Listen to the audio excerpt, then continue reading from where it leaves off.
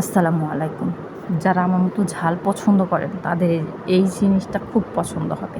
আমার হুটহাট মনে হয় ঝাল খাবো, কী করব কিছু যখন বুঝি না তখন মাথায় শুধু একটাই ঘুরে, সেটা হচ্ছে এইটা। তো আমি এটাই করি, সামান্য জিরা দিয়ে এটা আমি ভর্তা করে নিই। এটা ঝালও হয় আর অনেক মজাও হয়। আর সবচেয়ে স্পেশাল যেটা সেটা হচ্ছে যে এটা আমার মায়ের হাতের স্পেশাল রেসিপি।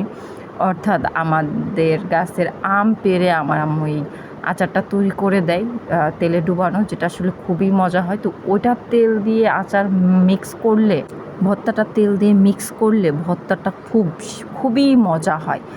আর এটা হচ্ছে চালের আটার চাপড়ি আমি তৈরি করে নিই, যেটা ভর্তার সাথে খাবো।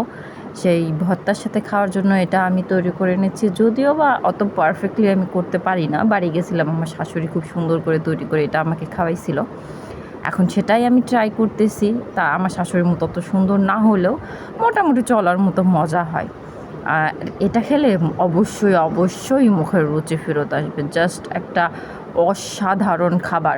তবে এটা যারা শুধুমাত্র ঝাল পছন্দ করে তাদের জন্য অনেক মজা।